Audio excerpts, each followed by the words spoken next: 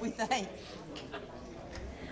We welcome everyone to our July board meeting, and our first order of business is the roll call. So I'm going to turn it over to our vice chair, Ms. Betty Kinzer, to call the roll. Ms. Parker? Here. Ms. Martin? Here. Mr. Penning? Mr. Moore? Mr. Atkinson? Mr. Bates? Here. Mr. Beaver? Here. Ms. Powers? Here. Ms. Morency? Here. Mr. Dudley? Mr. Pennings is absent. Mr. Moore? Mr. Dudley? Thank you, Ms. Kinzer. We will now invite Highland Park Elementary to come forward to lead us in the Pledge of Allegiance, and then after we will have a brief moment of silence. Sure, sure.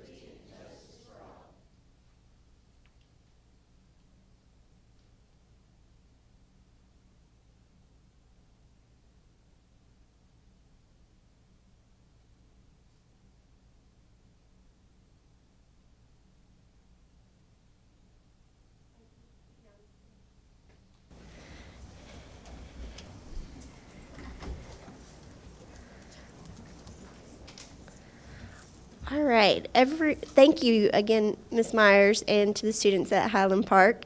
We appreciate y'all being here, especially over this summer. On our agenda, you'll see a reminder of our mission and some planning dates. As you can see, the school year will begin on Tuesday, so what has been on our agenda for several months now is now very real to, I think, a lot of people. Our next item will be to adopt the agenda. Do we have a motion by Mr. Bates, second by Ms. Martin?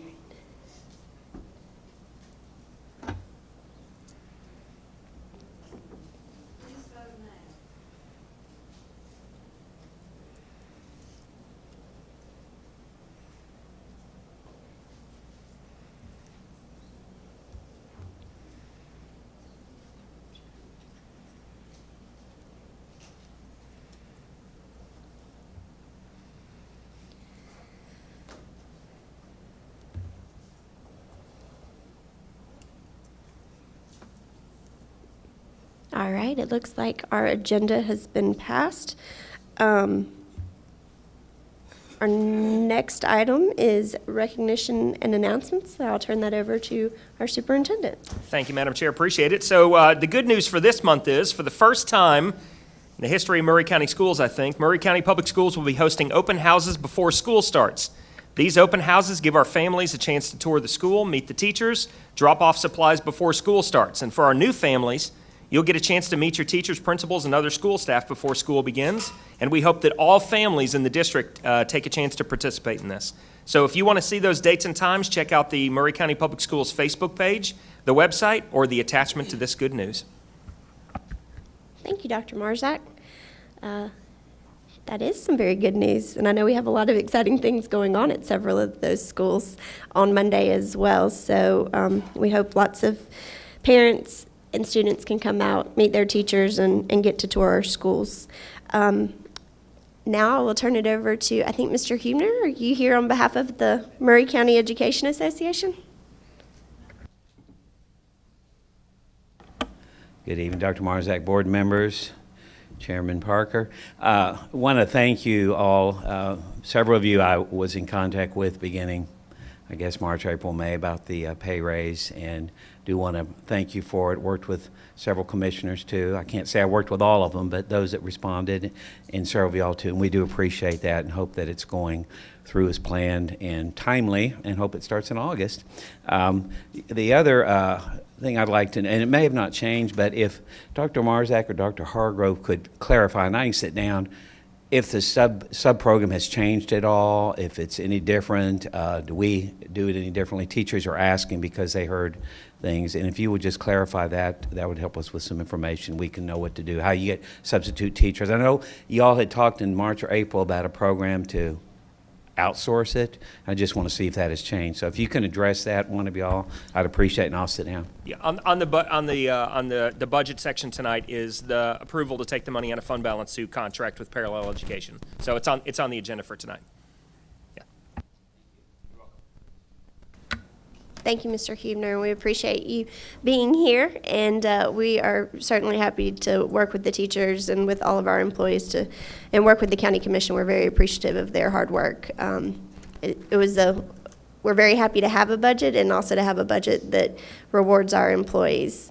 You're welcome. Our next item is public delegations. Can someone check the sheet?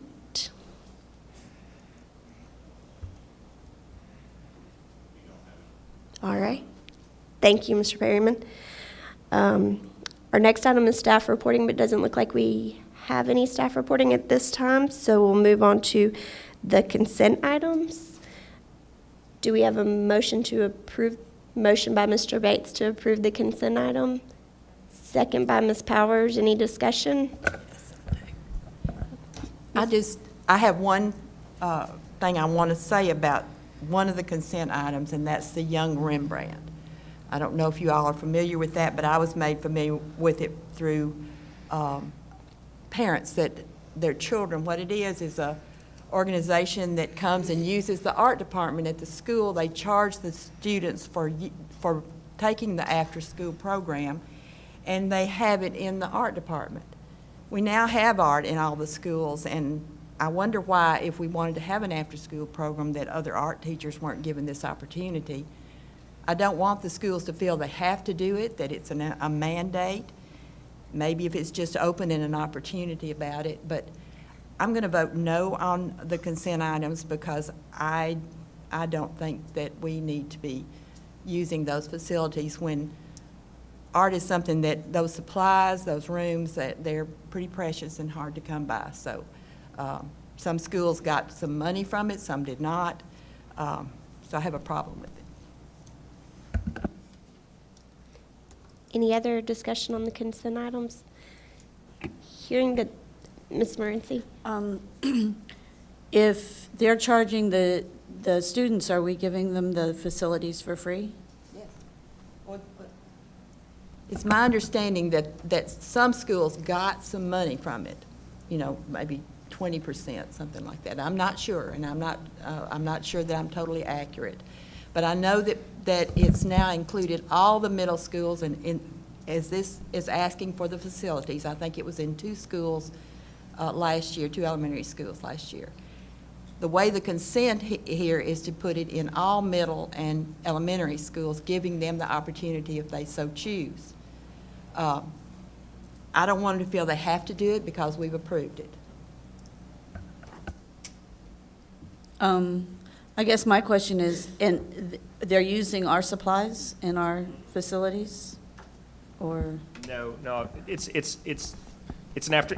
basically an opportunity for an after-school program for an art club through the company called Young Rembrandt. So principals can bring them in or not bring them in.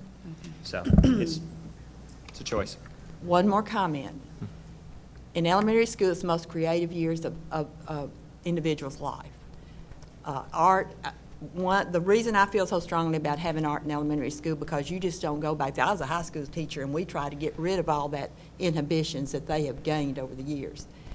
It's my understanding that what they're having through this is cookie-cutter art. That's the kind of art that elementary used to have on the walls when there weren't elementary teachers, teaching them how to draw one thing step by step. I just think that that's not the kind of art program that we would want to support.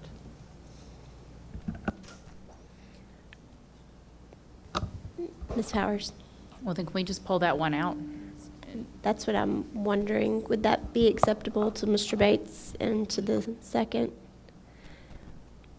So we'll vote on that we can vote on the consent items excluding the request for Young Rembrandts, and we can vote on that separately.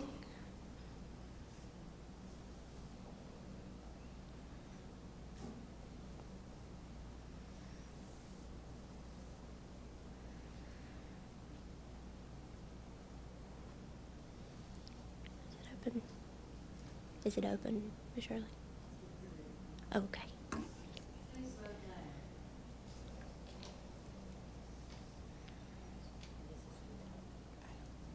This is a motion to approve all the consent agenda items, which includes our minutes from last month's meeting, as well as use of facilities, excluding the Young Rembrandts use of facilities.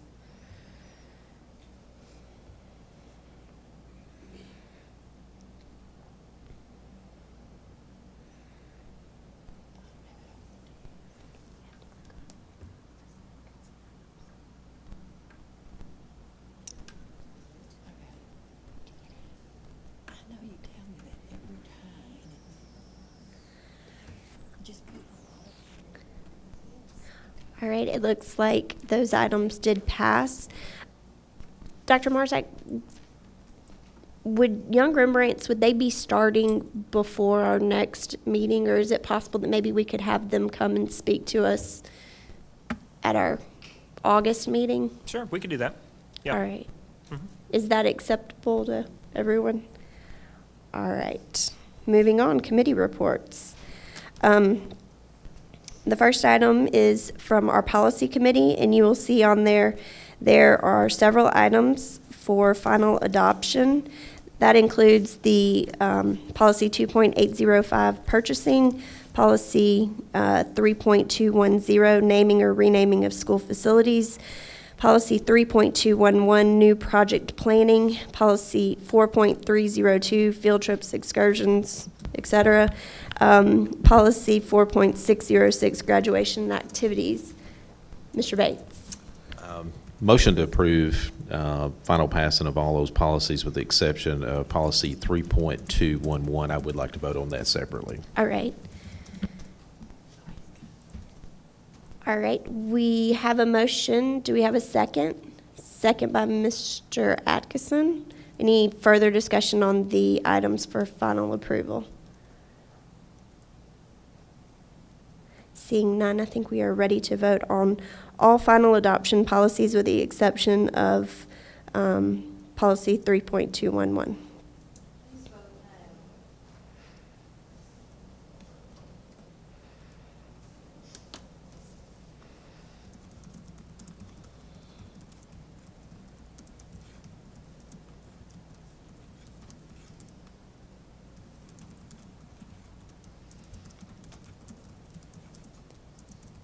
Looks like that motion has passed.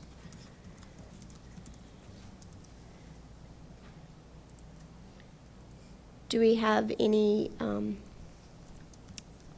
with regards to policy 3.211, new project planning, do we have a motion regarding that? I move we accept.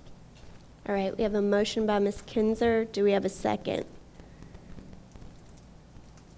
Second by Mr. Bieber. Do we have any discussion?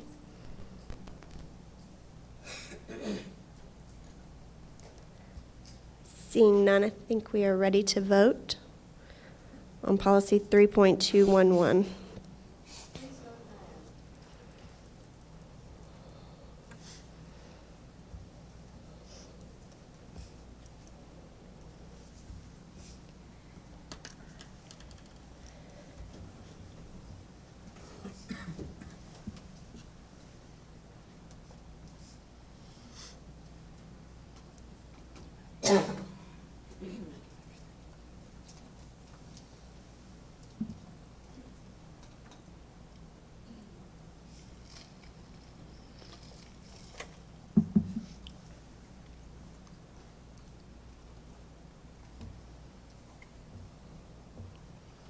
With a vote of 6-2, it looks like that policy is also passed.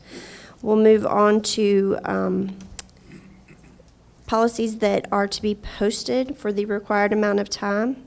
Is there any discussion on any of those policies listed? Seeing none, do we have a motion to approve the policies listed under item 8A2? Motion by Mr. Bates, second by Ms. Morency. Any further discussion? I believe we're ready to vote.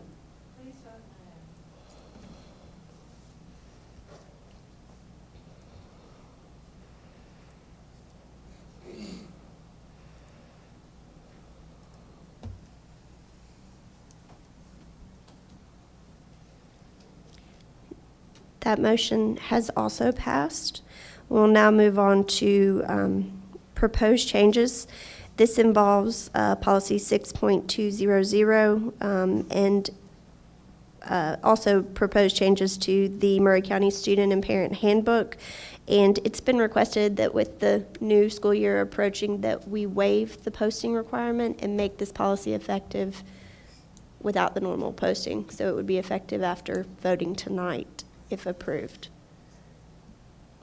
I move we approve the changes and, All items under 8A3. All right, we have a motion. Do we have a second? And a second by Ms. Martin. Any further discussion? Seeing none? And Oh, I'm sorry. that motion does include the waiver of the 30-day posting. Okay. Seeing no further discussion, I think we're ready to vote.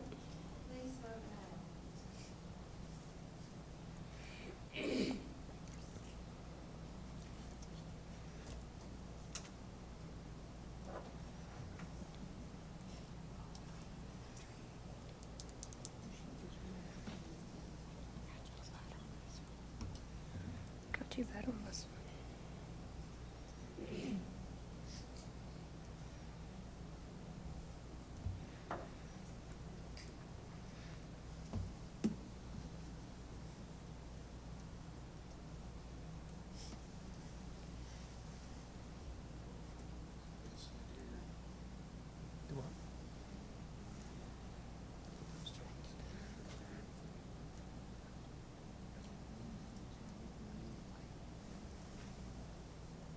How do you want to vote? Do you want to vote yea? Yes. Okay. Just tell us. We're good. I'm going to do no default. All right. I believe Mr. Atkinson would like his vote to be reflected as a yes. That being the case, this motion passes unanimously.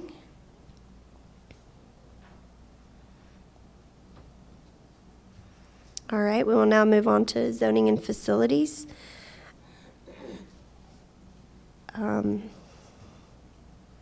I believe items B1, B2, and B3 are all bids that need to be approved.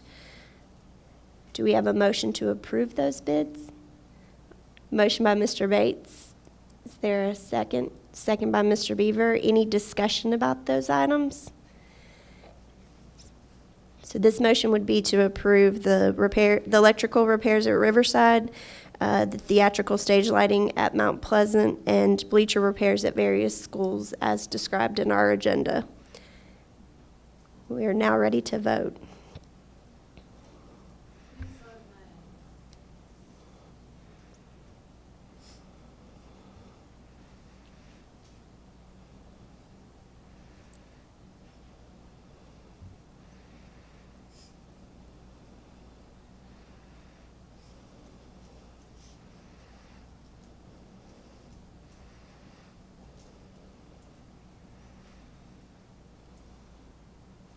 All right, it looks, I'm sorry. Mr. Beaver, do you want your vote recorded as a, that's okay.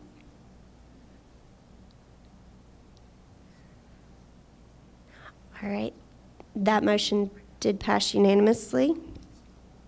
Moving on, we will go to the next steps for the new elementary and middle school.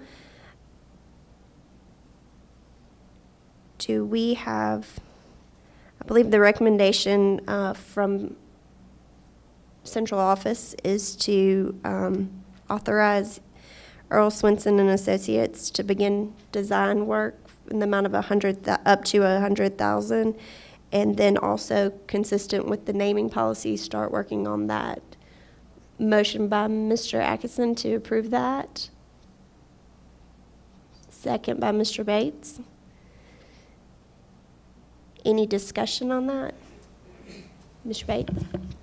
I'm going to support the motion. I mean, certainly we've got to get the ball rolling on this. I guess my only caveat personally is I think we had this discussion during the work session that I'm a little bit concerned about that train leaving the station. There's a few things that I would still maybe like to review as far as the budget that we set for some of those schools. I'd like to maybe take another look at that. And I'm hoping the architect and staff will take that in consideration. Yes, we got to get the ball rolling, but I may be the only one, but there may be other board members that want to maybe take a look at what we're budgeting, and do we need to reflect that in the design that we're looking at. So that's my only caveat on my vote. Any other discussion? I would echo Mr. Bates's concerns there, and I think we talked about it during the work session. I still think that Spring Hill Middle is a beautiful school, and I'm not convinced that we can't update the codes and whatnot for that design plan with the work of Earl Swinson and still have a very quality school in our system. But I do agree we need to get the ball rolling, but I hope that staff will be very judicious in how they spend this $100,000 because I don't know that there's going to be a lot more funds coming in from the commission in the near future if we do need it for some other things. That being said, we do have a motion and a second to approve authorizing $100,000 up to $100,000 for Earl Swinson and Associates, as well as beginning the process of starting the naming of schools policies.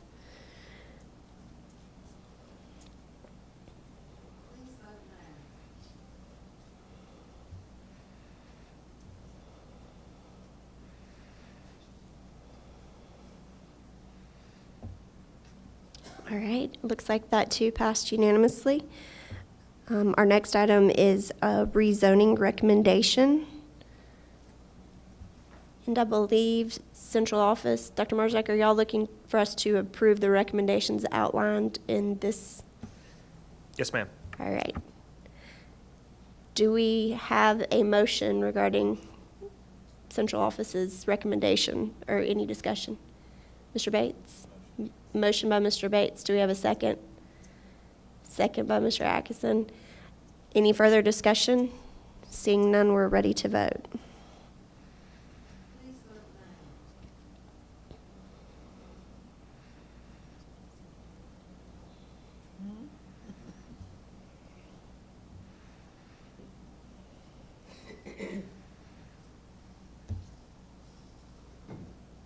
All right, it looks like that too passed. We are now going to move into new business, and our first item is immersion. All right. I'll turn that over to Dr. Marzak. All right. So a little bit about STEM immersion. So we're currently partners with Discovery Education, and what Discovery Education does is every summer is they gather basically STEM teachers from around the country, and they descend on a city for one day, or actually for 3 or 4 days. Yeah, and they build collaborative networks. They learn more about going deeper with STEM. And this year we had 6 teachers that were selected from Murray County based on the work that they're doing in their classrooms at Discovery Ed has seen. And these 6 teachers were invited, all expenses paid, to Charlotte, North Carolina to participate in STEM immersion with Discovery Education. I saw a lot of what they were doing on social media, and so I reached out to them and said, you need to come and show the board what you're doing. And so they're here tonight to present to you. So, ladies, I'll turn it over to you guys.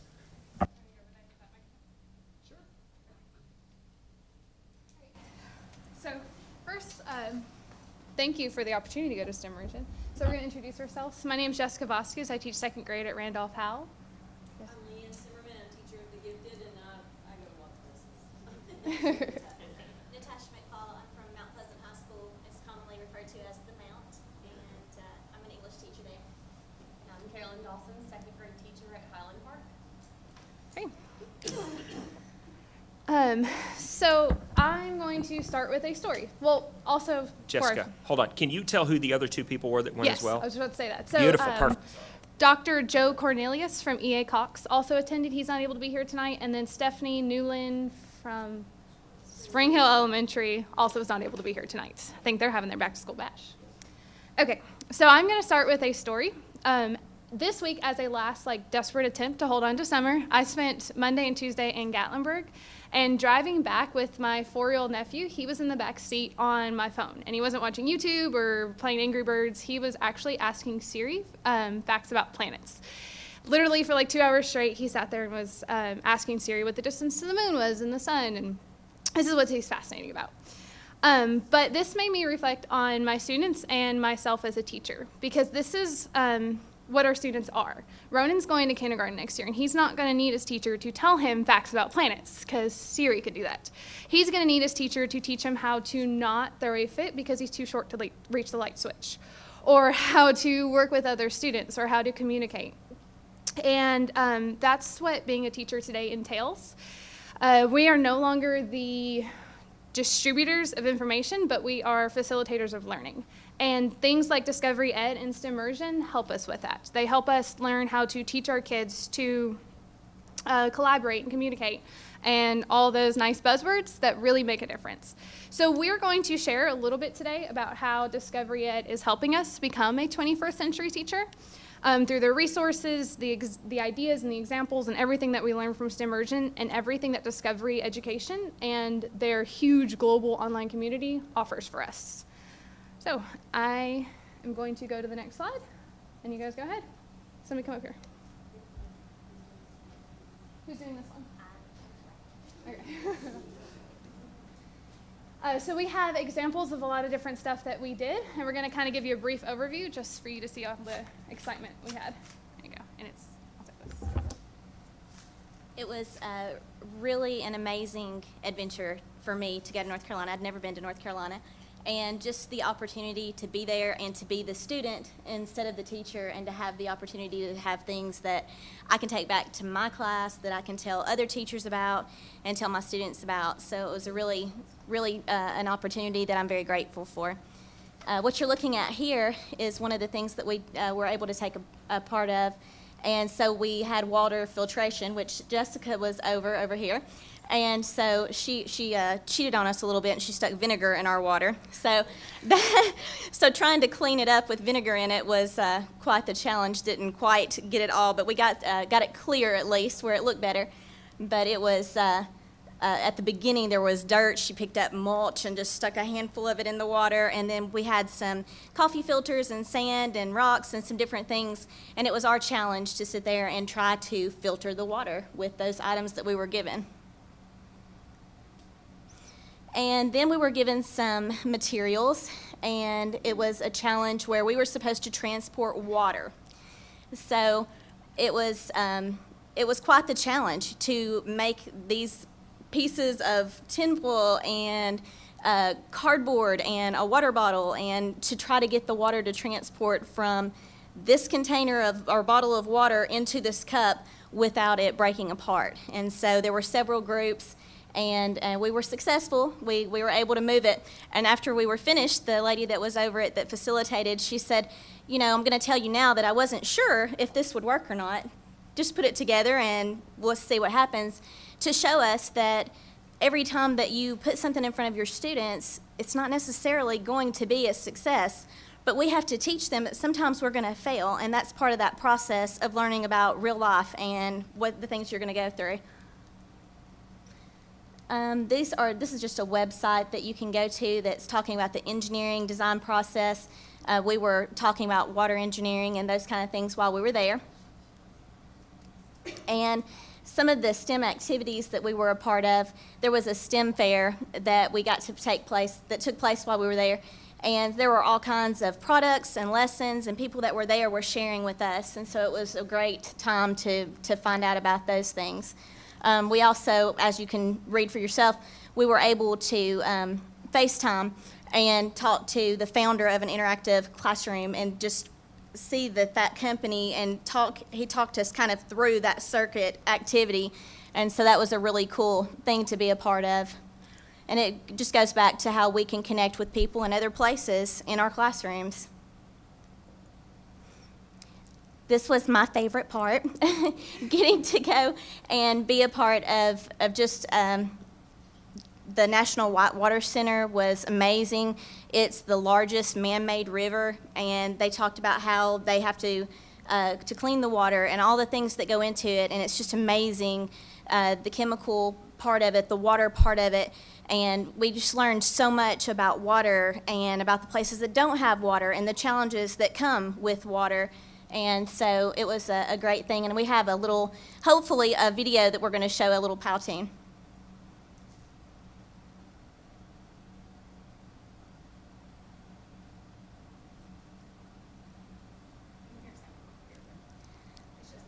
The sound works over here, Dave. Little Mission Impossible, if you can just kind of imagine.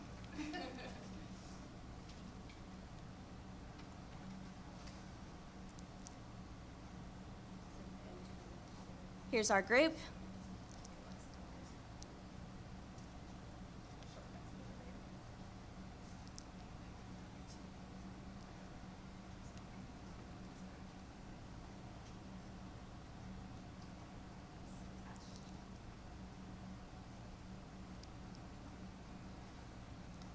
Here we had an aquaponics.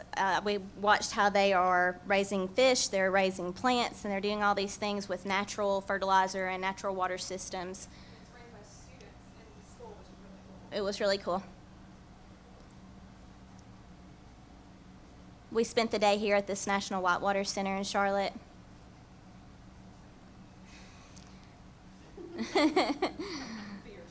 Fierce. GoPro actually fell out. We have a funny video of that. Here's the course. They control the water. It's completely man-made. Huh? It's all man-made. Yeah. It's really fascinating. We went outside and we were exploring just in, the outdoors, like the different things that are a part of nature and a part of water that all kind of combined.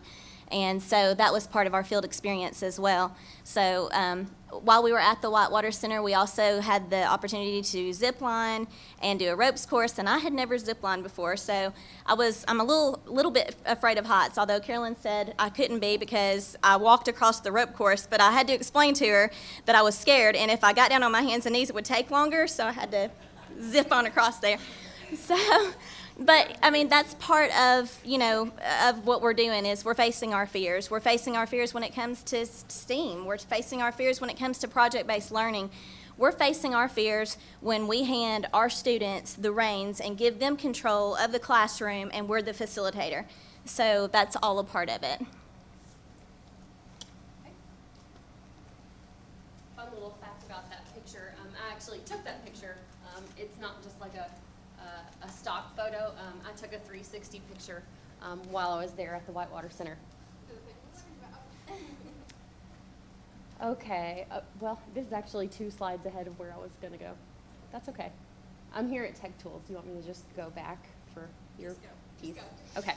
All right, in addition to tons of Discovery Ed resources, we were given some really awesome tools that we can use that aren't necessarily Discovery Ed, but the beauty of Discovery Ed is that while we were at STEMmersion, they taught us about so many other resources that are not Discovery Ed. Like, you'd think that they only want to throw out their brand, but they're really all about learning and technology, and they're all about the kids. So whatever's working for them, that's what they want to teach us all about. So the first thing that we got to play with was drones. I had never even touched a drone, okay? I have never done any kind of coding on an app before. We were given these drones. They didn't tell us about them. They just gave them to us and then gave us an iPad. And they just said, make it pick up something, hover, and fly over there and drop a block in a cup. And it was amazing that we could actually do that. So I have full intentions on buying a drone and doing that in my second grade classroom. We had to code the drone to pick up a block, and it took, I think the session was 45 minutes. It took the entire 45 minutes for us to figure out even how to get it to hover and then turn and hover some more. But at the very end, we finally got it. And these are not Discovery Ed. It's actually called Parrot Mambo, and it's a company called Parrot. And they had discovered Parrot and are not sponsored by Parrot at all, but brought them so that we could deal with those and explore those. So that was a lot of fun. Another thing that we got to use is Google Cardboard and Google Street View. I'm at Highland Park. I love, love, love Highland Park. It's my heart. But the kids don't get experiences like my kids do. You know, they might go to Gatlinburg, maybe. Very rarely, sometimes they might get to go to the beach. But we learned how to take 360 pictures, and then Discovery Ed actually gave us virtual reality goggles, so that after we took these 360 pictures and uploaded them, we can actually, our students can actually visualize what we see. So I made that one that was a few slides back. I made one this summer at the top of Fort Matanzas in Daytona Beach. While we were up there at the very top of the fort, I just went ahead and took a 360 picture. And just understanding, being given the knowledge on how to create a 360 picture. I mean, can you imagine the experiences that I can give my students now? Because I have that knowledge. I can show them Brazil, and they don't have to worry about going there. I can show it I can bring it to them. It's beautiful, really. Another fantastic thing that we did, and I have already gotten a quote. Where's Ms. Myers? I've already gotten a quote for Breakout EDU kit, Ms. Myers, by the way, because I definitely am going to be doing this. We did a backpack breakout, which is Breakout EDU. If you've ever been to an escape game, it's the same type thing, except it is content-based.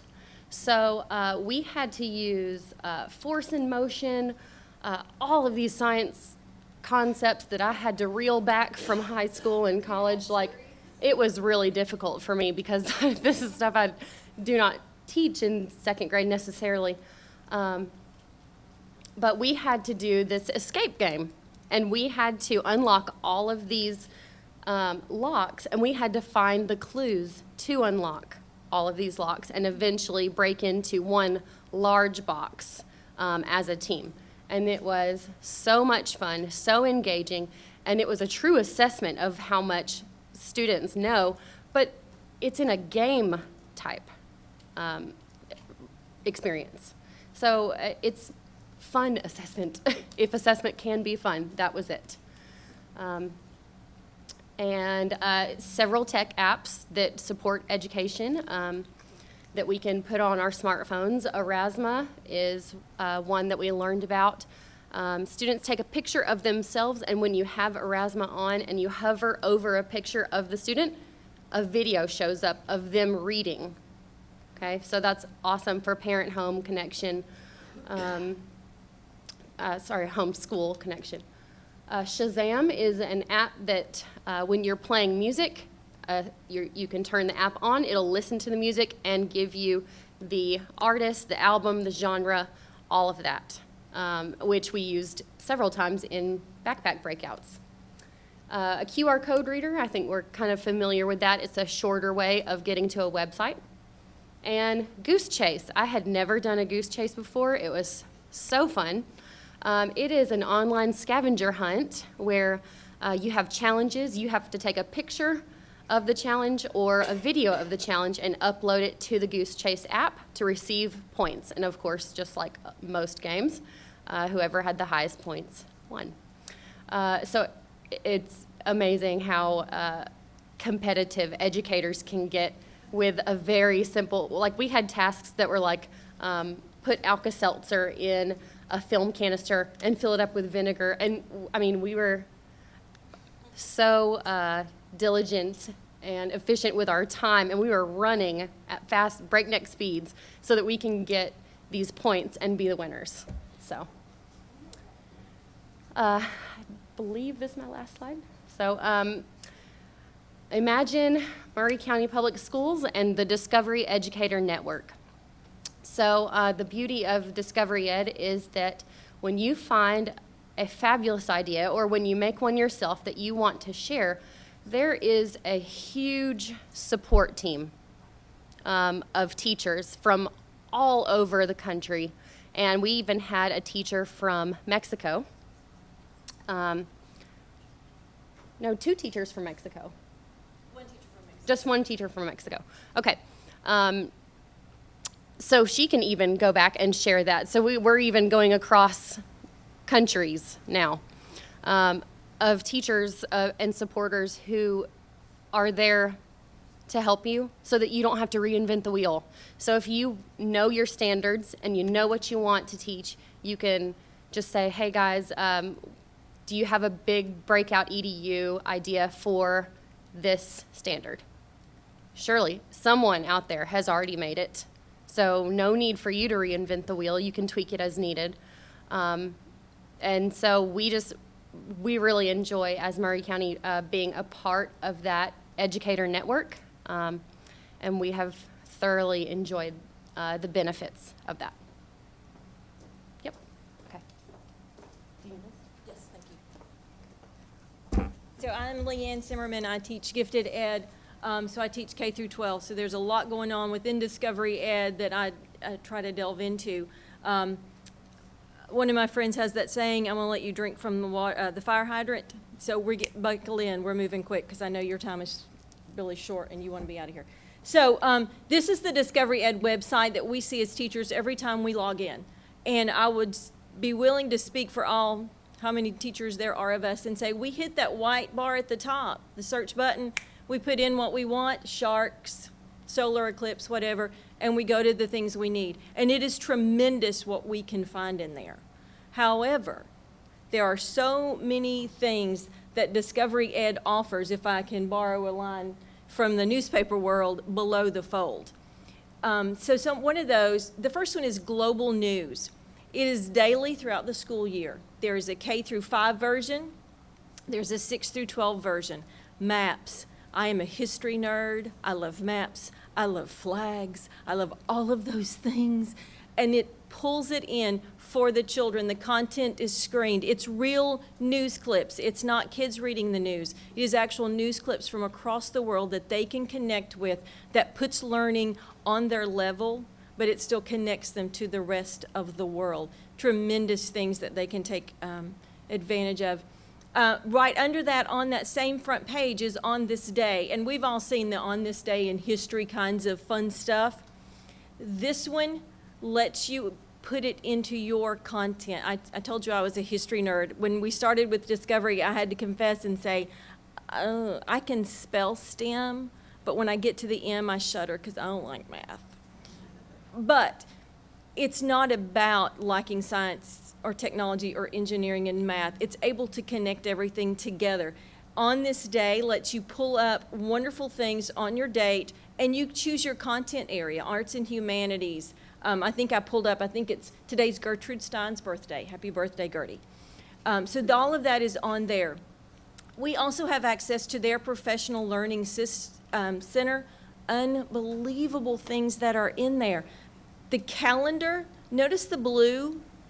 Everything in blue depicts an opportunity for an educator to connect or learn something. It is a STEM chat. Last night there was a STEM chat that originated in Europe about girls in STEM careers globally. So exciting. And we could sit in your living room in Maury County and connect with people in Uganda, in Great Britain, wherever. All of that is right there, right in front of us. There's lots of immersion kinds of things that you're going to be able to get into. STEM resources. I wanted to pull that up. So as we're moving closer to STEM and PBL as a school system, and I know you've heard those terms, as we're moving toward that, Discovery Education has everything that we need to push ourselves even further ahead in that. And it's real. It is rigorous. I may or may not have been guilty of saying I'm sick of the word rigor. But this is it. It is real. It's rigorous. It is standards connected. Everything that we want for our students, that you want for your school system, can be found in there. Wonderful opportunities. There is, I know you all were discussing an after-school program a few minutes ago. There's curriculum in here for after-school programs that incorporate all of those things. We just have to look for them. There are connections in here for special education teachers on how to use Discovery Ed resources for their students who have some special learning needs, so that everyone universally is getting to take advantage of these opportunities. ELL, the same thing. So the students who come to us with English as maybe not their first or second or third or fourth language even, still Discovery Ed helps those teachers use their resources with those students, all right there. Those keys we keep talking about and we ask you for money for, and you go to the county commission and get us money for, all of those keys can be addressed through something in Discovery Ed. We have incredible partners. Raise your hand if you know a child who could use some money sense. Raise your hand if you know someone who has or has currently cancer. What about a teen driver or a future teen driver having a heart attack about a teen driver? Know the Holocaust and think it should never be repeated or forgotten? Yeah? Anybody ever heard of the U.S. Navy? So everyone, all of them represent partnerships that Discovery Ed has. One of our speakers was a medical director from Rutgers University as part of the Breast Cancer Research Institute, and she spoke to us. They have a curriculum, and it's in 50% of Biology 1 classrooms at this point. Discovery Ed is helping them push it out to all of their classrooms now, where they are actually putting Biology 1 students in real work to decode cancer. I mean, I'm getting chill bumps right now, but imagine if the genetic marker that unlocked breast cancer started with a Biology 1 student in Murray County Public Schools, that inspired them, that they went on and they got the MD, and they're the ones who saved lives because they had access to curriculum like this. It is that deep. It is that rich. We have recycling, global kindness. Raise your hand if you'd like for some kids to be nice. Thank you, yes. Kindness in the classroom. Getting students to college, and getting students to college with money to help them go to college. All right there at our fingertips. If you can look at the right-hand side of the screen, see the two little kids and they're looking in the little bag. That is a collaborative project, What's for Lunch, and it connects children and their lunches. And what I had for lunch on my tray at Woodard Elementary in Murray County, and I'm going to take a picture of it, and I'm going to see what somebody else had on their tray in London, in Montreal, in Mexico City. And the connections you can make based on food, the culture, all of those, and it's a collaborative project. It's ongoing all the time, so we can connect today to all of those systems and all of those teachers wherever they may be, all because that's available to us.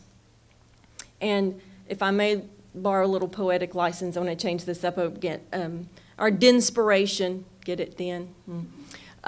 If I can change your to Murray County Public Schools.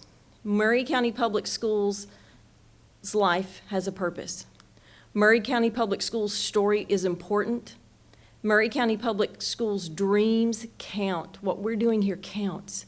Murray County Public Schools' voice matters. We matter here and we matter globally because global citizenship, that's where we live now. And Murray County Public Schools were born, was founded, was created to make an impact. And I know as leaders, that's your job, is to sort of steer that ship. And we get to be the worker bees that come along and help paddle that ship. But we make an impact. It's important. So thank you for allowing us to represent you. We hope we did you proud. We know we really enjoyed it and are very thankful for the opportunity. But thank you for continuing to imagine the possibilities for Murray County Public Schools, to embrace new programs like this, to let us take some risk. And we tell our kids it's okay to take risk, but sometimes we have to, have a panic attack. But thank you for allowing us to dream, to imagine those possibilities, and thank you for letting us represent you.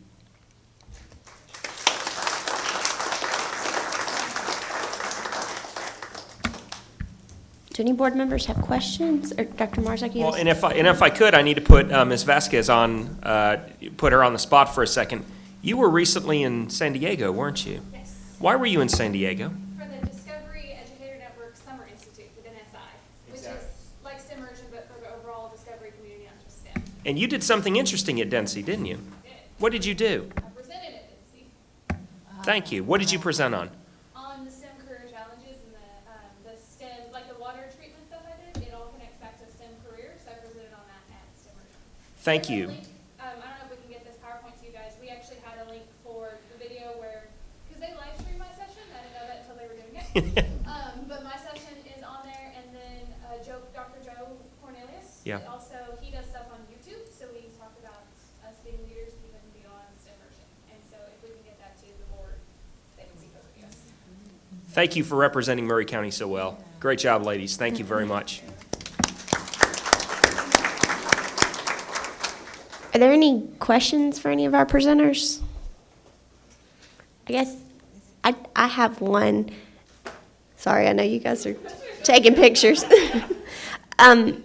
Obviously, you all represent several of our schools, but this content is something that's available at all of our schools that may not be represented here. So how are y'all planning on getting this information out to all of our schools? Well, we're going to start tomorrow at our facilitators.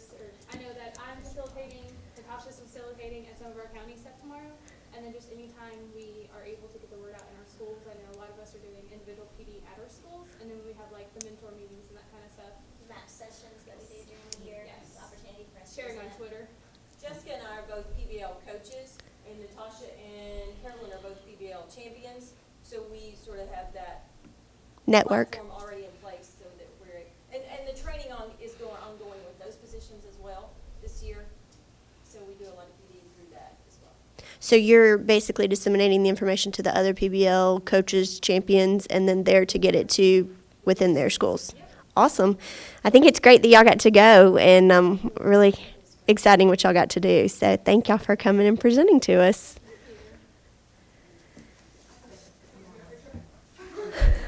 I apologize for interrupting. Y'all need to do a 360 on this one, right? Our next item is board self-evaluation, and we talked about this, sorry, at our board work session. And we decided that we were going to use the TSBA self-evaluation form that was attached to your agenda. Thanks to Dr. Marzak, we've reached out to TSBA, and they have sent me a link. So I will be able, after the meeting, to send that out to all the board members, and we will be able to have discussion on it at our September work session. So my request will just be that once I send that link out, please complete that by September 1st. As they're going to need to, TSBA will actually be the one compiling the information for us. So in order for us to have it for our September 14th work session, I believe, we'll need to get it into them by September 1st. So they'll have a week thereabouts to get the information compiled. Any questions on that? All right, seeing none, we'll move on to strategic planning. And as you can see in our agenda packet, we have strategic planning scheduled for August 12th and 13th, from 8:30 to 4:30 each day, and everyone should have gotten an email about that today. We'll be in touch about the location. It'll be somewhere here in Murray County, but I'm trying to work that part out. Any questions about the strategic planning process? Saturday, Sunday. All right, seeing none, we'll move on to the annual superintendent evaluation. The responses of the board members are included in the packet. I just wanted to provide a little bit of context for the public as far as what the scale represented, because I don't know that that part has been provided. But the scale was a 1 represents not evident, not demonstrated, unsatisfactory, and that requires a supporting comment from the board members. A 2 represents developing or needs improvement. 3 represents proficient or satisfactory. 4 represents accomplished, commendable. And 5 represents exceeds expectations or distinguished, and that too requires a supporting comment. So everybody I know I think everybody here has had a chance to complete that. Just if you have any further comments, I would just encourage you to talk to Dr. Marzak directly about that. And I don't know if anyone has any comments that they want to make at this time. If not, we'll move on to other business. And it looks like we have no instructional bids, but we do have some operational ones. The first one is sale of surplus buses. I believe we just need to approve that to have that on. Oh, sure. Thank you, Madam Chairman. I apologize that I didn't have an opportunity to alert you before the meeting that I want to speak to this one. On the sale of surplus buses, it has been requested by Mrs. Powers that we hold back 2 of the buses while the Community Relations Committee investigates an alternative use for them.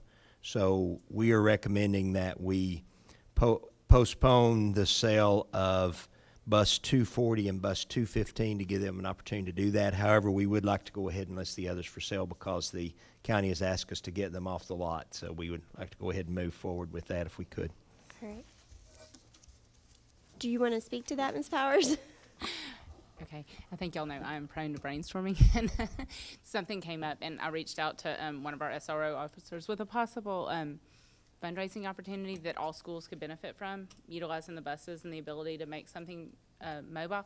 So my goal is, when we have our work session, to propose this to y'all, and I may even, there are a couple things in the pipeline, and I apologize with the budget going on. I just felt like we were meeting enough. So there are a couple things in the pipeline that I'll need to apprise y'all of, and I will try to get an email out to everyone, and then we can follow it up at the work session.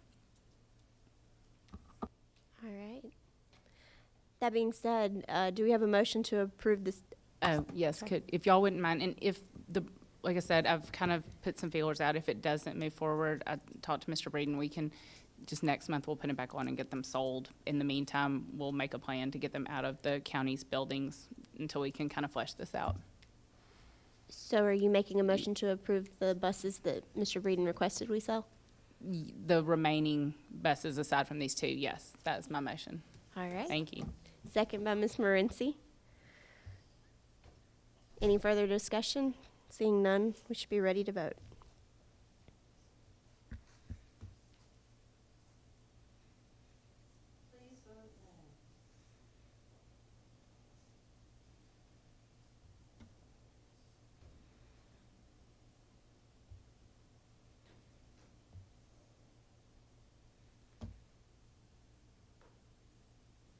All right, that motion has also passed. Moving on, we have a bid for renewal of commercial insurance. Is there any discussion on that? Seeing none, do we have a motion to approve that bid? Motion by Mr. Bates. Do we have a second? Second by Mr. Beaver or Mr. Atkinson. Any discussion again? Seeing none, we're ready to vote.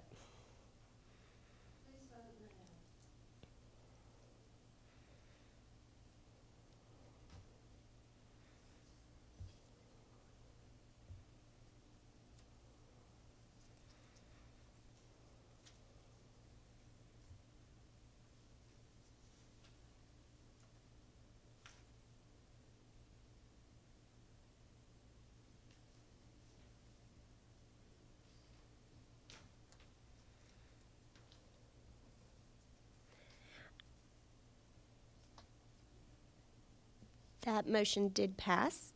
Our next item is an MOU with the Boys and Girls Club, and also an MOU with the school resource officers. Is there any discussion on either of those two? Seeing none, do we have a motion to approve those two MOUs? So moved by Ms. Kinzer, second by Ms. Powers. Ms. Kinzer was the motion, and then we'll say Ms. Powers was the second.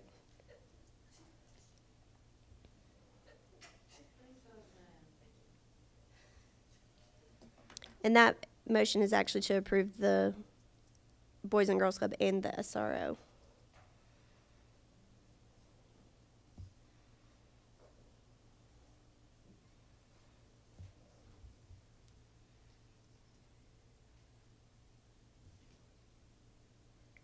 All right, and both of those MOUs did pass. Our next item is for bus advertising. We discussed this. We had a presentation at our work session from the provider, District Solutions. Is there any discussion about this, or would you like to speak to it? Add one thing. Since the meeting, we have added the agreement that has been reviewed by our attorney, and he did make some suggested changes, which they've made. So it is also included in your packet as well, just if anybody is interested in that. Sounds good.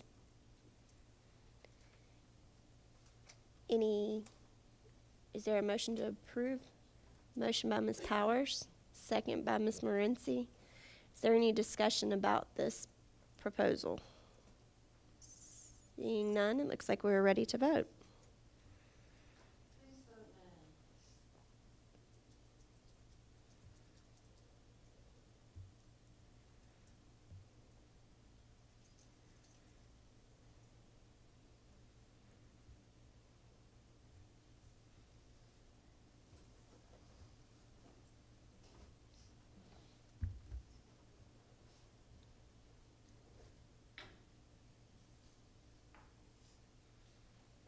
All right, that motion did pass.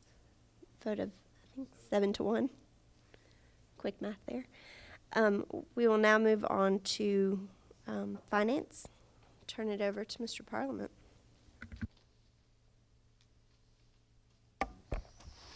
Good evening. I'll point you to the management summary at this point. What I did was put together preliminary financials, and I'll walk you through where we are at this point. From a revenue standpoint, I think we've got all of our revenue accounted for with some very small adjustments. So for the year, we ended up a little over $2.5 million above our revised budget, or 2.7%. Most of that is primarily in the local tax revenue line item. We finished, and we'll end up finishing the year at about $96.5 million in revenue. On the expenditure side, right now we're under budget, and this, I want to point out, right now this is through payroll for teachers through the 15th of July. We had not run yet the 731 payroll to include in this for teachers, so that's still to come.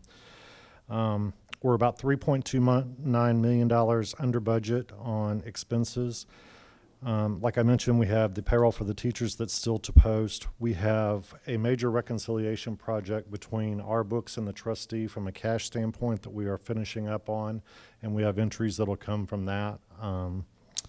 And then the other is to do a final cleanup of purchase orders that have been open throughout the year, figuring out which ones need to be rolled over or closed, and that too will affect fund balance. So we're shooting to get all that done by the middle of August and produce final financial statements at that point. Are there any questions for Mr. Parliament? I guess one question I did have, in looking at the June numbers as far as teacher, I think the teacher salary line, it indicated it was about $4 million, I thought. Mm-hmm. So are we going to be within budget? Yes. Okay. I have actually already looked at the numbers. I just didn't get a chance to pull those because they just happened day before yesterday. So we are under budget about $700,000 on that teacher line item. And that's Okay. primarily due from the budget amendment that we did, the 1.9 million, and we had that sort of as our insurance policy at that point. So we were under budget on teacher salaries. So we were under budget, but that includes the fund balance that we rolled in? That's correct. That's Okay. correct. Mr. Bates? That was a similar question that I had, so I appreciate that clarification. So that was with us putting the fund balance in? That's correct. Okay. Yes. And then as far as the revenue number that we're looking at, I guess that's in some ways on the revenue is a little bit preliminary because I guess the sales tax that we collected during the month of June, we may not actually receive that until July, or have we already got all those We have, receipts but I in? believe that gets booked in July, and what we received last July or last June, I mean, you've got the 12-month period already in there, so. Okay. All right. Thank you. Any other questions for Mr. Parliament?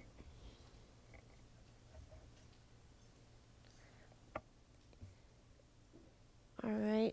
I believe that'll cover the revenue report, the expenditures report, the management summary, the historical and current summary. At our work session, we had some discussion on the monthly financial statement presentations. And then that will leave us with item 10C6, use of fund balance for parallel education.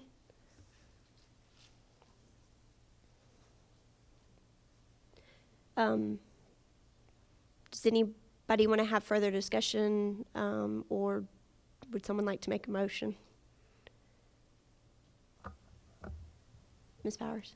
I mean, I'd like to keep kicking this around. We talked about it in the work session, but I'm in favor of this just because I think we're not doing sub-coverage well, and this is something new.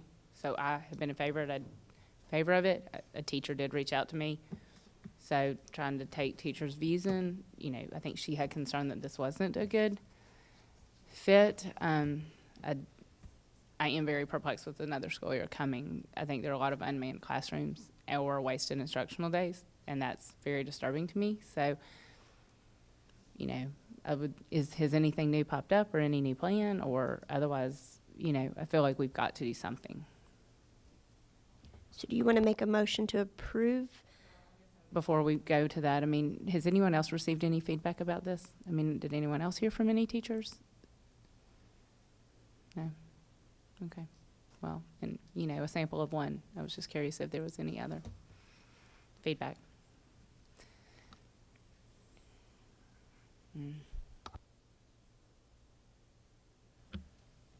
Mr. Bates?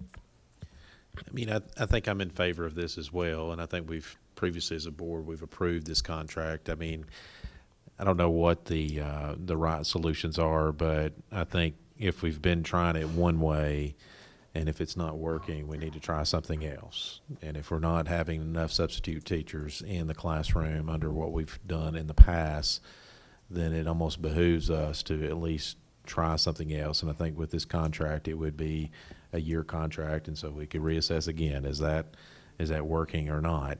I guess my primary concern right now is us already taking money out of fund balance to potentially fund this. And I see it's only $130,000. I guess one question I have is of Mr. Parliament. As far as this particular budget category, is it possible that we could maybe find savings in other area line items in that category where we could still, we've already approved the contract, but we could, by the end of the year, find sufficient funding to be able to cover that $130,000? I think it's definitely a possibility through other line items. Within the HR budget, probably not, but in other areas, we could definitely realize savings that we able to cut that. So I would say at this point in July, what comes out in the next 12 months. Well, and I guess that's where I just feel like that's a little bit jumping the gun for me personally. Yes, we may have to move fund balance towards the end of the fiscal year, in April or something to be able to cover that. But I think I would like to first maybe put the challenge on staff to see if they can cover that before we get to that point. I think we can approve the budget, and then if we need to move funding, or if we need to either transfer funding from other categories or move fund balance, we could look at that time. But this just seems a little bit too preliminary for me anyway. Mr. Beaver? Thank you, Madam Chairman. I guess my question is, have we really looked at all sides, all areas? And have we looked at more than just one company about providing subs? And if so, who have we looked at? And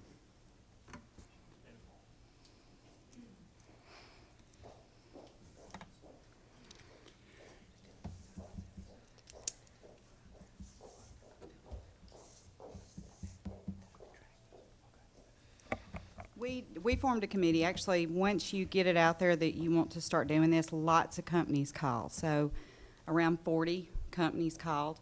We actually went through those, vetted those, and got it down to our top 3 companies. We had a committee that was made up of various school members, administrators, as well as support staff that will work with the company one-on-one. That committee is the one that looked at the 3 companies and chose who they thought would be best for the system. So yes, we have looked at several companies. And some of the companies did not focus on education. We wanted a company that focused on education. Some were just a temp agency. That's not what we wanted.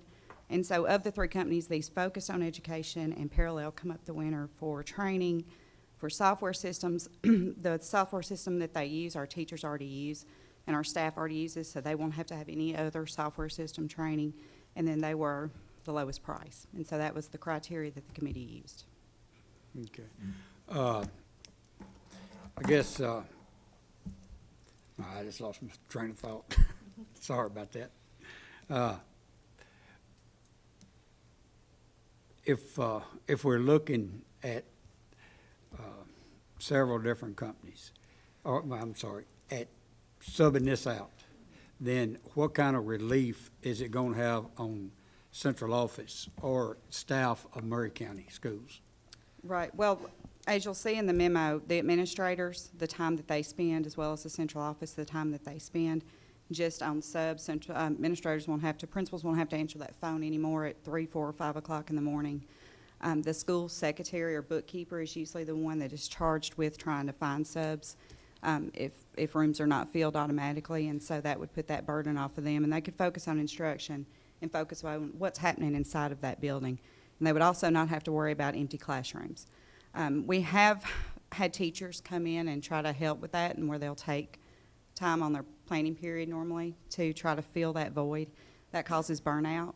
And so this also takes it off of the staff where they won't have to do that anymore. Okay, all right, thank you. Ms. Morency? So as I understand it, this company will be paying benefits.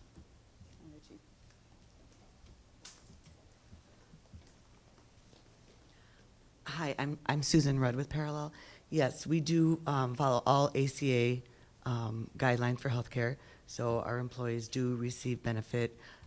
We also allow them to work full-time.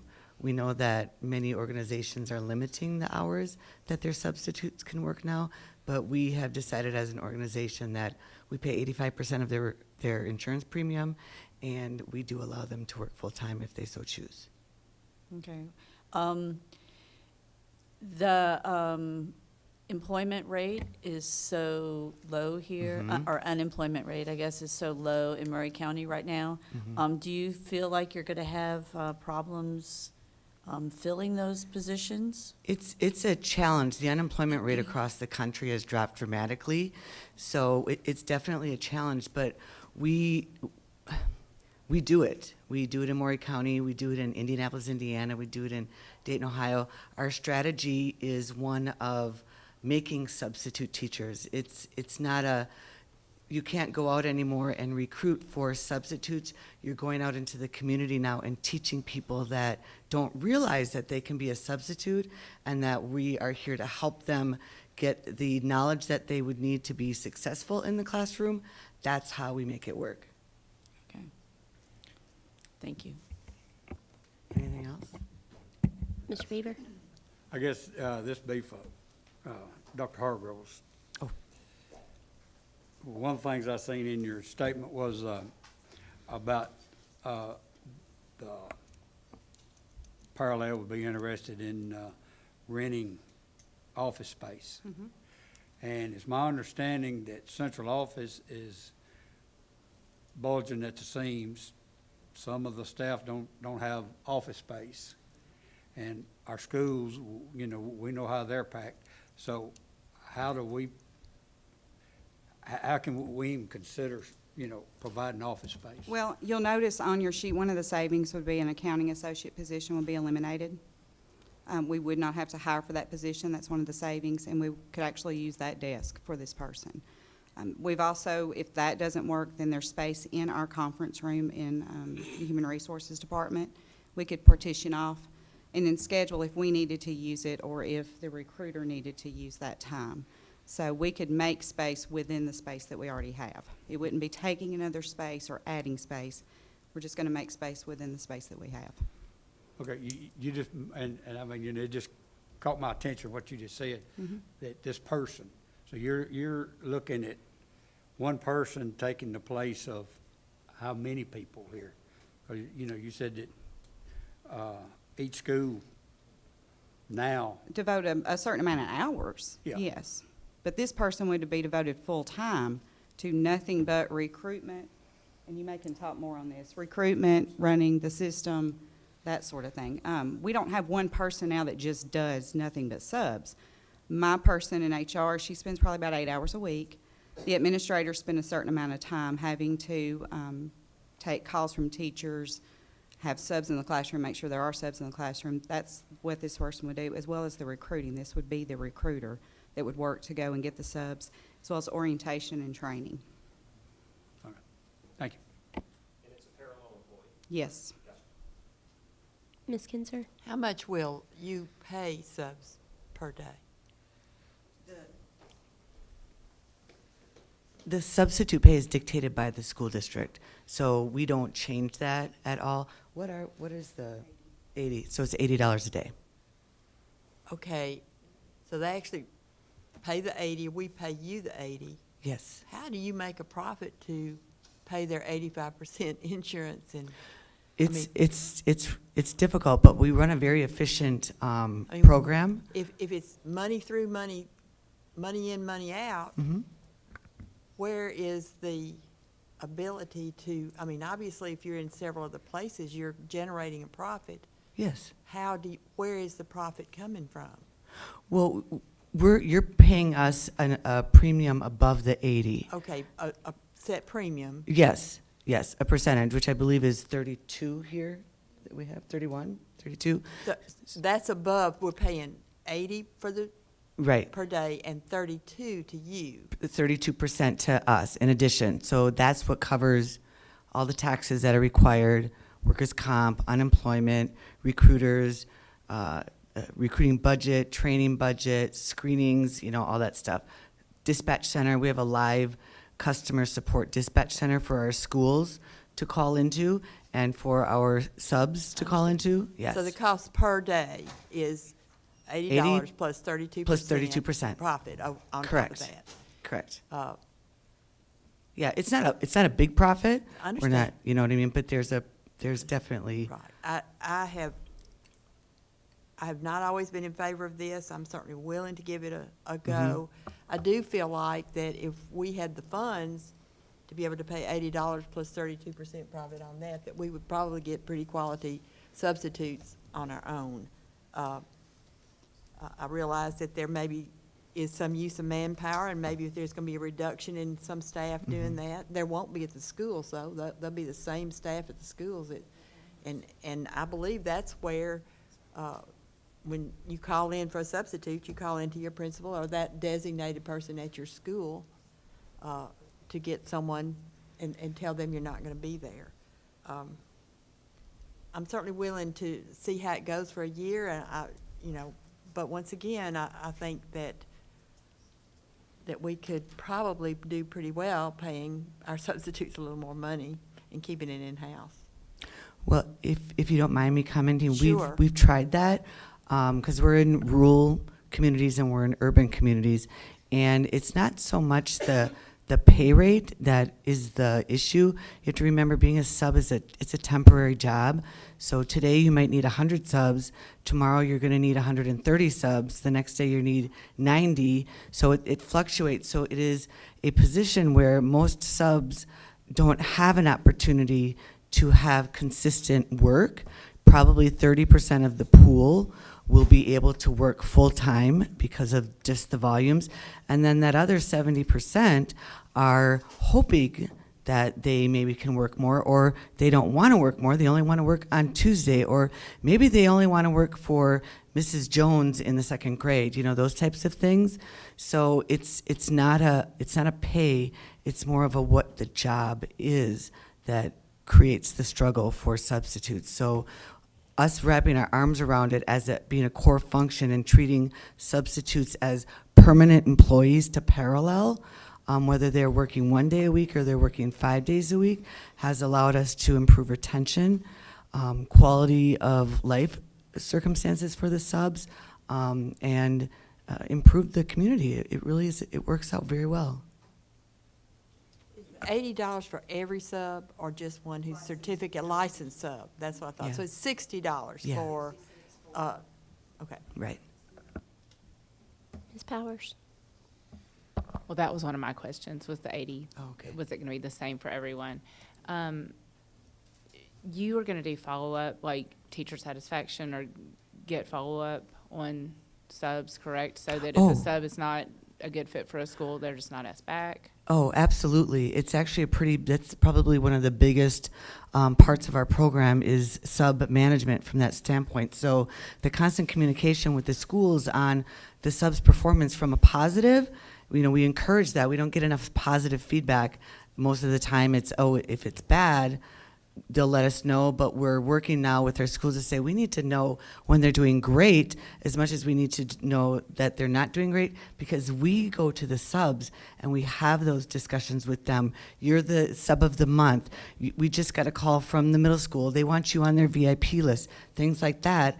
And then that occasion where it wasn't a good fit, we work very closely with the schools for the sole purpose of making sure that we don't want to eliminate the sub. We want to take the opportunity to hopefully develop them so that they can return and we solve the problem.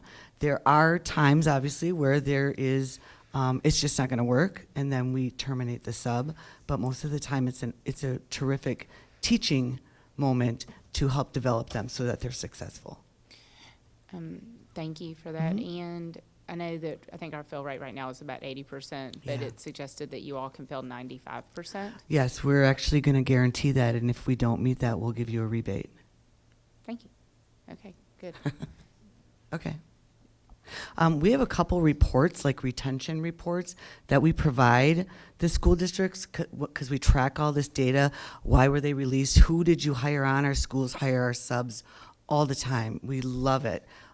So we keep data like that. So if you want, we can leave some of these things with you so you can kind of review and look at the feedback that we give you on a regular basis. Okay?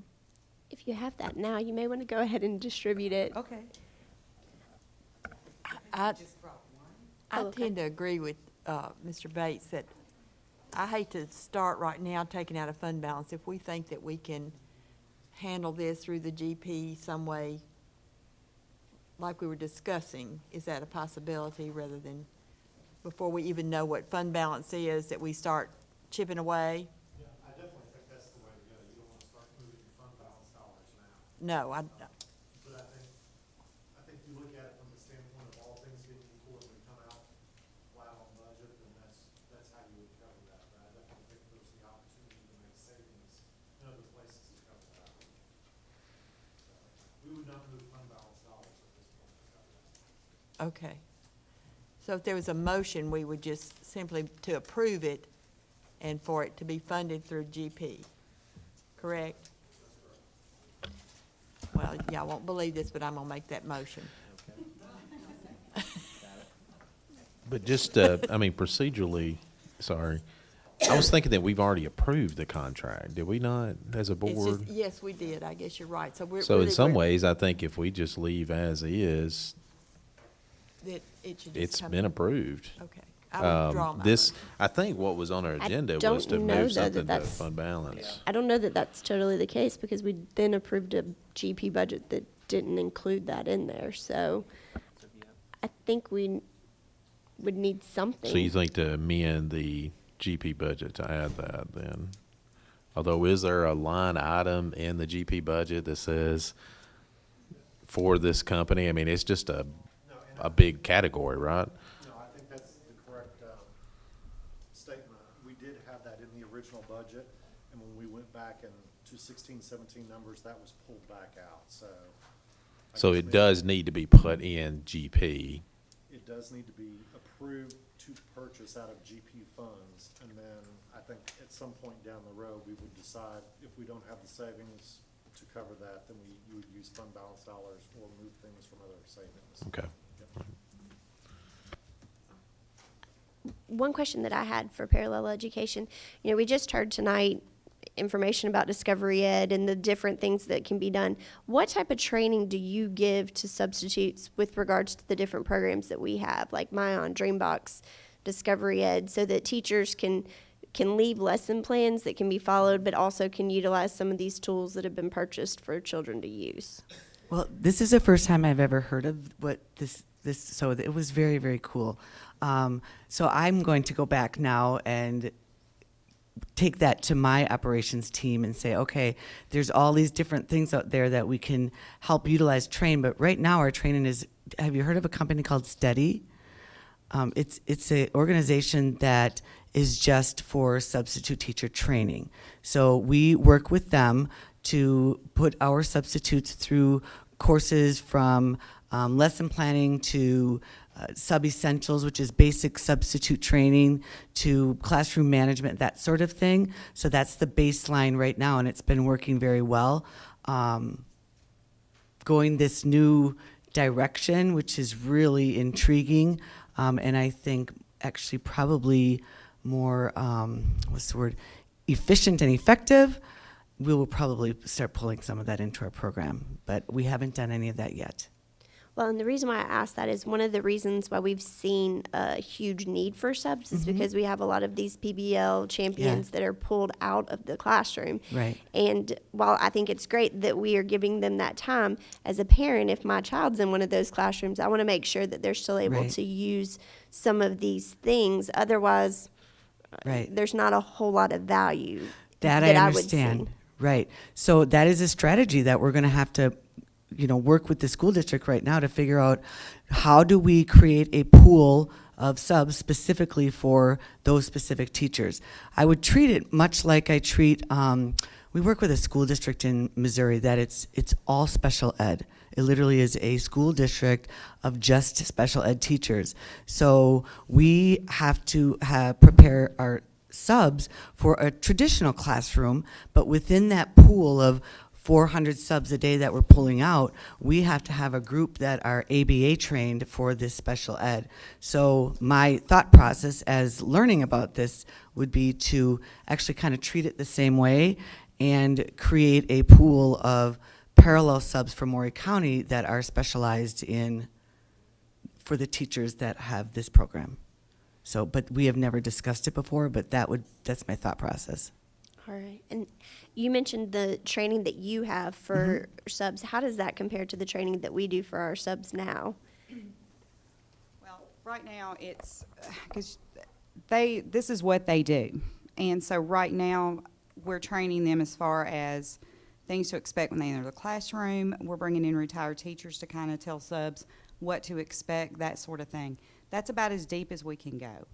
They can go more into lesson plans and the actual operations and processes of what you're going to do in the classroom. Another thing that they do, they also train the teachers. So they have not just a training program for the subs, but they have a training program for the teachers. Teachers, what do you need to leave a sub? What do you need to do to help make that sub effective? So that was one of the things that the committee liked, is not only the sub is trained, but the teachers are too. They can go a lot deeper and do a lot more concentrated training throughout the year with their subs than we can right now. We just don't have the manpower. Well, you mentioned, I guess, starting August 1st, starting Tuesday, I know at our work session, you mentioned that we will potentially have teachers that will be out and we will need We subs on do. that day. Right, we do. So if we approve this tonight, are we ready going forward to have them Parallel in would place? start their services on September 1st. Tiffany has been bringing in subs all summer long, doing orientations and getting ready so that we have a pool to use because we didn't know if we were going to use Parallel or not. They would start September 1st. We're prepared for that month to keep doing what we've been doing. And so, I mean, we've already made preparations for that. Any other questions? Do we have a motion? I don't know that we have a motion. I think the motion got withdrawn. Well, then I think the motion that I meant to make and then withdrew, but I suppose we need to have a motion as to how it's funded, correct? Approved to be purchased through GP funds. Okay, then I so moved. We have a motion. Do we have a second? All right, we have a motion and a second. Any further discussion about that? Mr. Bates? Sorry, just procedurally, though, we wouldn't be increasing that category of that budget. We're just going to leave that the same. They can utilize funds within that category, but they're going to have to try to find savings elsewhere to be able to do it. Because otherwise, I think if we increase, Ms. Walliver may be able to help us on that, but I think if we increase the category, we have to go back to the commission and get that approved because we're basically, in essence, amending our budget. So, okay. So does everyone understand the motion and how this is going to work? All right. Seeing no other lights on, we'll go ahead and vote on this.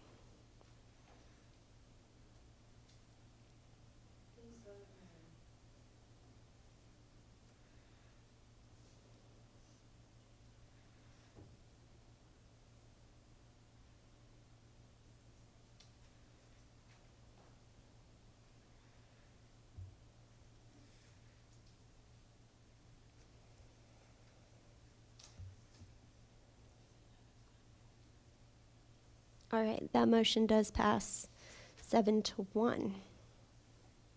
Moving on, we now have a GCA's contract, which also had been discussed during the budget process and during the last fiscal year in preparation for this fiscal year. There are two options that have been listed by Mr. Breeden. One is due to the increase in size of our schools. That's option one. And then option two was to increase custodial pay from $9 to $9.50 per hour. I don't know, would you like to speak to that? Just to speak to it, that very much like the other motion, the option two actually has been approved by this board, but it was not funded in the budget. So the line item that we have will not allow us to fund either one of those currently. So we will have to make some sort of budget amendment to be able to, we typically issue them an annual PO for their contract. So we do not have enough money in the line item to issue a PO for either one of these for an annual contract.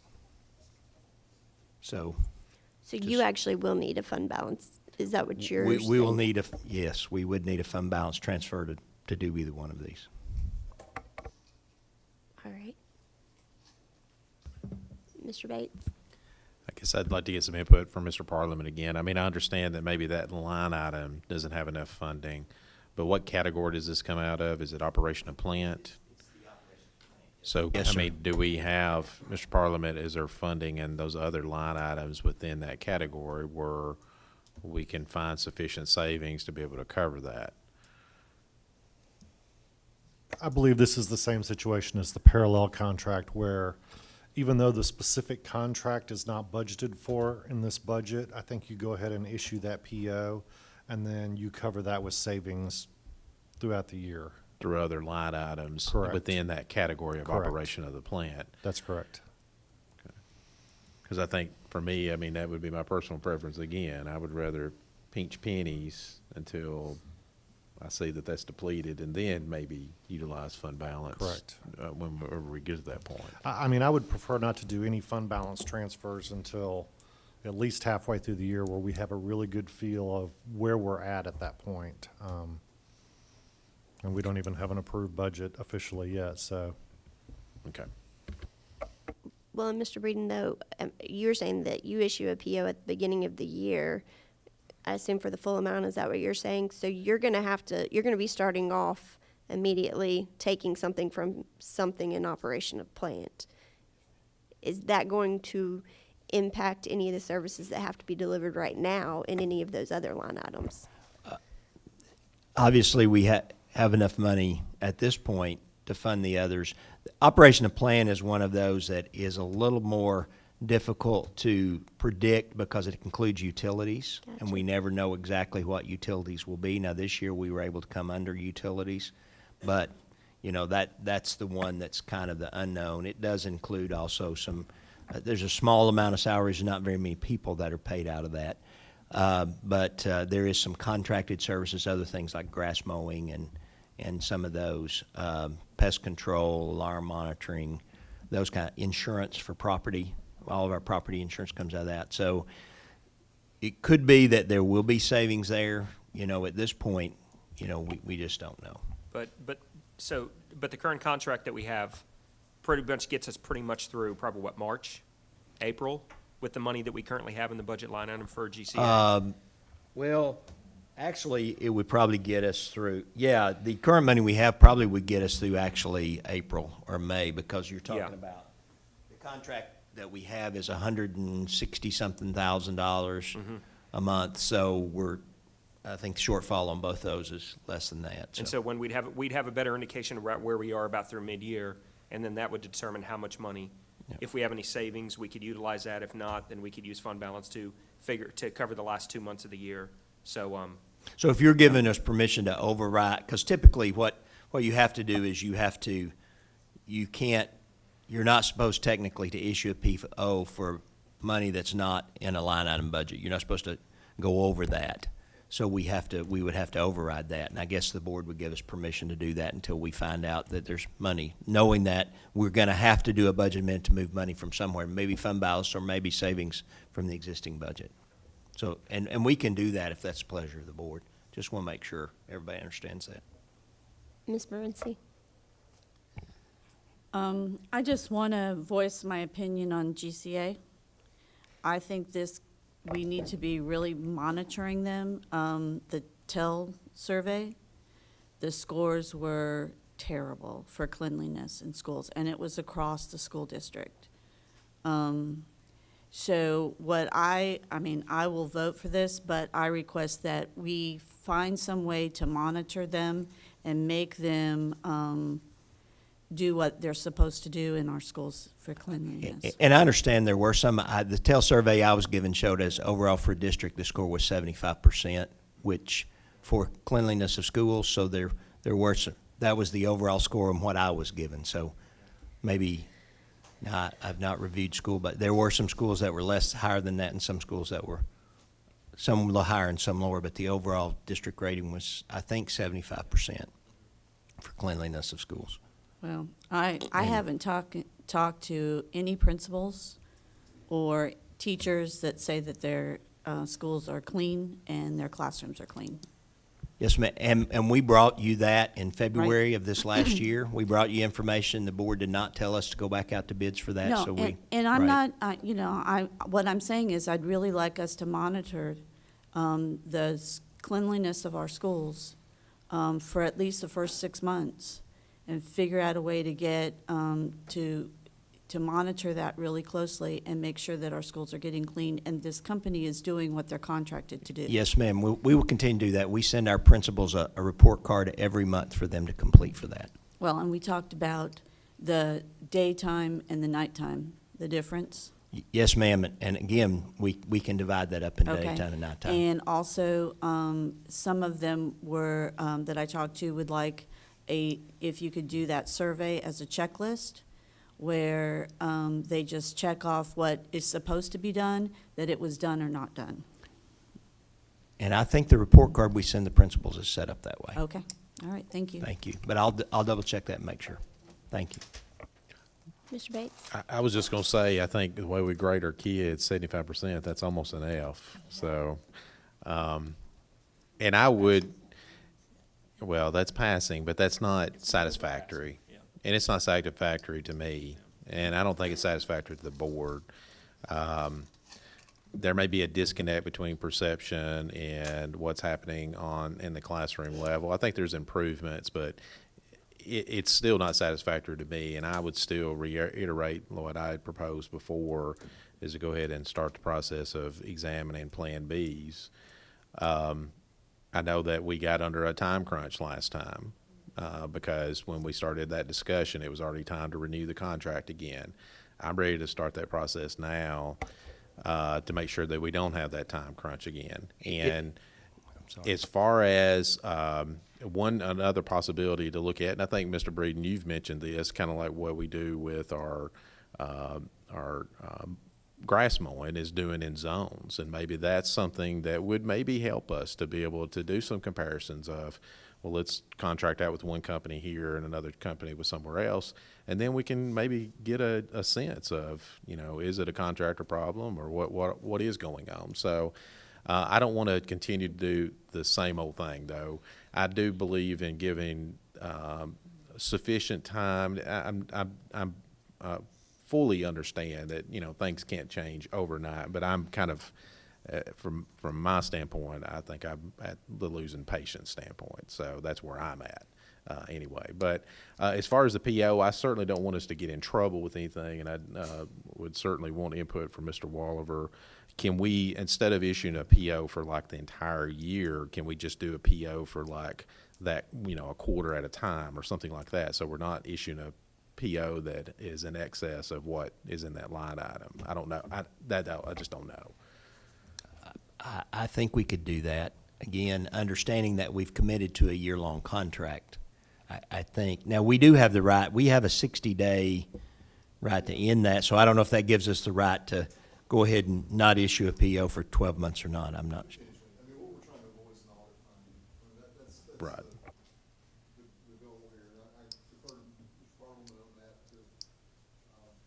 But I don't see why we couldn't do it on a 6-month or a quarter basis instead of an annual. But either way, I think if the auditors look into it, they're going to see that it was a year contract that there wasn't sufficient in operational plan to cover. Nevertheless, I understand your reasoning that you don't want to take that out of fund balance this soon. So that would be my suggestion, is explore a 6-month PO and go from there.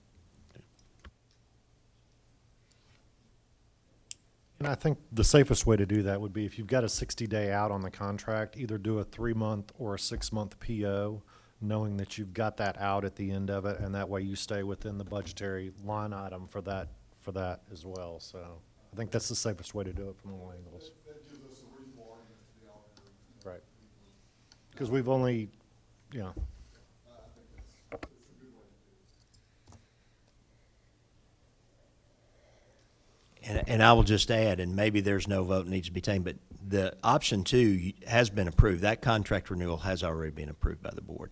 So if we're going to do that, if the board, I'm not sure if there's any vote that's necessary. If we're going to just, I'm the guy who signs the PO, so if I'm signing it for less than a year and I'm supposed to, I just want to make you all aware. If there's an audit finding comes back and has my name on it.